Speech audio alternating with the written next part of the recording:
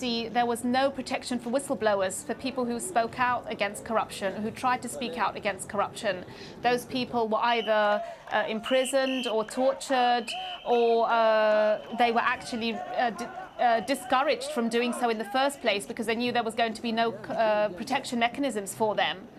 So I think this is an issue. Access to information. It's very difficult in Egypt to obtain access to certain official documentation. All these are things that need to be in place if you want to see real change. Okay, so Hussam Abdullah, how do you know that even with a new government you're going to have a system without corruption? Oh, transparency to start with. That is why you need to change the constitution. That is why you need to change the laws about civil societies. That is why you need to change the whole concept of policing the country. The police is in the service of people to protect people. It is about full and utter transparency, and that is why really the fight for democracy is a fight for social justice. And the streets were so aware. They said change, freedom and social justice. I want just to come back as well to some of the even legal anomalies. Would you imagine that somebody who earns $1 billion a year pays 20% of tax, and a person who earns 1,000 or 2,000 a year or whatever still pay 20% of tax? It is the only country I know of which is one flat tax rate, regardless of your wealth, regardless of anything at all. That is assuming they put a true record for their wealth. You see, the whole apparatus needs a massive change. And there is a massive desire for a change in Egypt, transparency. But it is about literally demolishing the whole concept is that you improve in society because you please the guys above you, rather than seek the approval of the people below you. You need to constantly be representative democracy and the capability to monitor that by civil societies, by true free press. I mean, there is all sorts of aspects, even about free press. Sometimes some of the newspapers' editors would attack somebody till they get some money, and then they stop attacking them and so on. So you need a different system, a system based on openness, transparency, and a massive power for civil society. You also have asked about why did the West turn a blind eye? Because after all, the Egyptian government was doing their bidding. They're bidding in the area in every aspect, whether that to do with Israel, whether that to do with other Arab states. And as long as Egypt was creating that, between quotation, stability in the area, there was no reason to disturb the boat. Indeed. What really I hope they're starting to realize is the fact, actually, that by continuing oppressing the people, you have a total upheaval which is affecting the rest of the Arab world. And democracy is not only about transparency. What really creates a real peace. Because if people debate the concepts and the different articles, then they will be able to accept one policy or another. This certainly is an issue which warrants far more discussions, but I'm afraid we're going to have to leave it there. Thanks to our guests. Thank you very much for joining us. In Berlin, we have Arwa Hassan. In Dubai, Ibrahim Kayat. And in London, Hussam Abdullah. Thank you so much for joining us here on this edition of Inside Story. We, of course, welcome your comments and suggestions. Please email them to us at insidestory@aljazeera.net. Goodbye for now.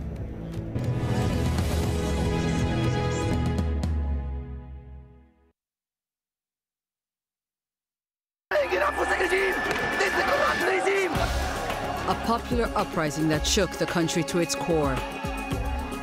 A defiant president under siege from his people. As the protesters took charge of the streets, we look back at the events that are changing Egypt. I will stay on the air if I can until the police come. In a special program, Al Jazeera gives you a day-by-day account from those that witnessed them firsthand. Egypt burning, at this time on Al Jazeera. As China undergoes profound changes, competition for jobs becomes a struggle to survive. Two graduates fresh out of college seek employment in a city of 8 million people. Now entering the real world, the graduates become increasingly desperate and begin to question their college-trained talents. It's a time of hope and frustration for the workforce of the future. Faces of China at this time on Al Jazeera.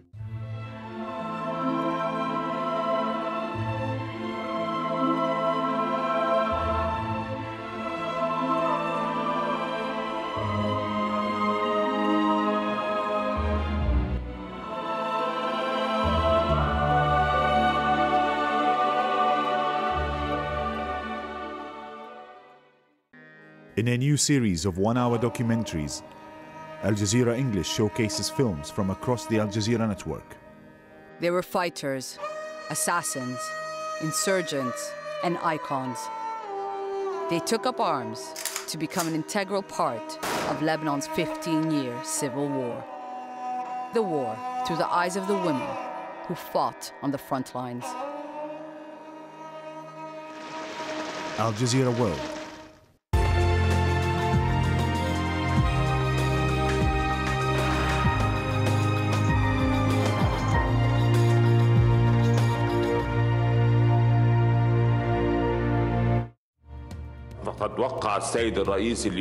The President signed a presidential decree for the formation of a constitutional committee to carry out necessary amendments.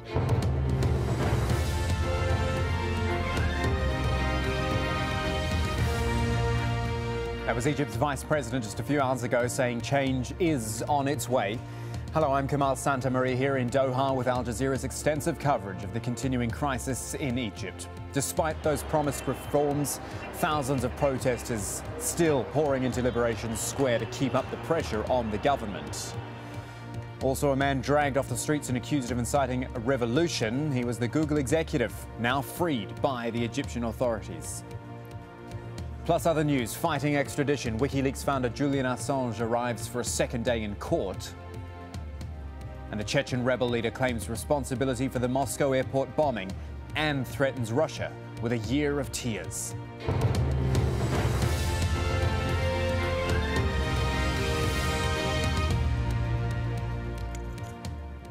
So it's just gone 1200 hours GMT, 2 p.m. in Egypt, where thousands of anti-government protesters have gathered for yet another day of demonstrations in Cairo. Here's the live picture of Liberation Square, Tahrir Square in Cairo. Huge numbers out again today and looking a bit more permanent as well, with some of those tents and tarpaulins for this, what's turning into a mass sit-in into its third week now. Around all those people, though, Egypt is in part starting to return to normal.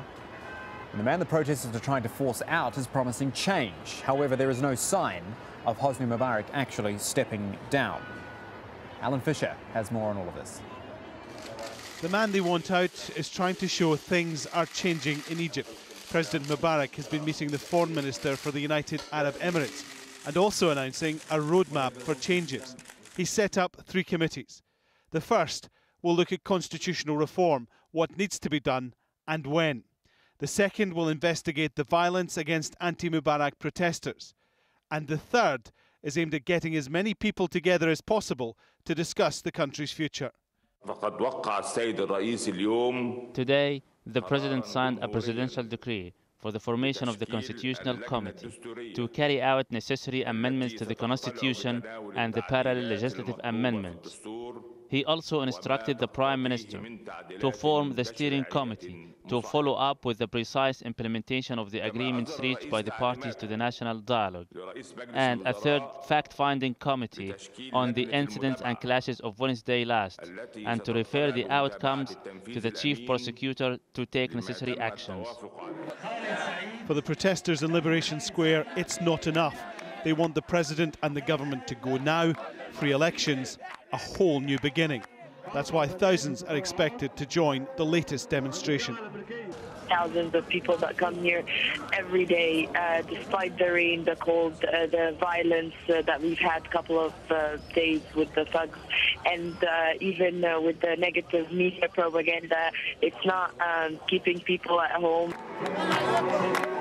The protesters want a big show of strength. They know things across the city are returning to normal. Their demonstrations in danger of losing momentum. solidarity is so high, and everybody's trying to help us. So we've managed to counter all of their attempts to make sitting in Tahrir a miserable act. In fact, it's a very glorious moment. President Mubarak has survived the immediate storm over his leadership, but the protesters believe they can still create the conditions where he will have no option but to stand down. Alan Fisher, Al Jazeera. Live to Hoda Abdelhamid now, who is overlooking Tahrir Square, which, Hoda, looks like it is filling up at a very